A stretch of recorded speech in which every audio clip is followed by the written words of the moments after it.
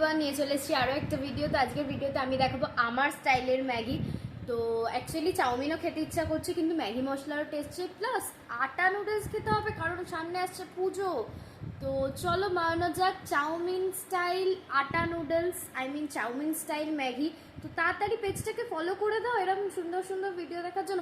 আর অবশ্যই রেসিপিটা কিন্তু তোমরা বানিয়ে দেখবে আর কমেন্ট করে জানিও কেমন হয়েছে। তো চলো তাড়াতাড়ি দেখে নেওয়া যাক। তো প্রথমে এখানে কী লাগছে দেখে নাও। একটা আলু, একটা পেঁয়াজ, একটু রসুন কুচি, একটু চিনেবাদাম আর চিলি ফ্লেক্স আর দুটো ডিম। আর সাথে আমি ইউজ করেছি ম্যাগির এই আটা নুডলসটা। তোমরা এটা যে কোনো স্টোরে ইজিলি পেয়ে যাবে। আর এটা হলো ম্যাগির মশলা। তো প্রথমেই আমি কড়াইয়ে চিনাবাদামটা ভেজে নিলাম কিছুক্ষণের জন্য, দিয়ে তার মধ্যে কিন্তু আমি ম্যাগিটাও সেদ্ধ করতে বসিয়ে দিয়েছি।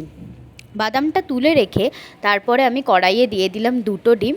আর এটা কিন্তু ভালো করে ভাজতে হবে। এটাও ভেজে নিয়ে তুলে রাখার পর কড়াইয়ে তেল দিয়ে দিলাম রসুন কুচি আর তার সঙ্গে চিলি ফ্লেক্স, কারণ আমার বাড়িতে কাঁচা লঙ্কা শেষ হয়ে গেছিলো। আর তার সাথে একটু দিয়ে দিলাম আলু আর সাথে একটু পেঁয়াজ। চিলি ফ্লেক্সের জায়গায় তোমরা কিন্তু চাইলে কাঁচা লঙ্কা ইউজ করতেই পারো, সেটাতে কিন্তু টেস্টটা আরও বেশি ভালো হবে। তারপরে সেই সেদ্ধ করা আটা নুডলসটা দিয়ে দিলাম আর সেটাকে দিয়ে আমি করে নিলাম সুন্দর করে মিক্স।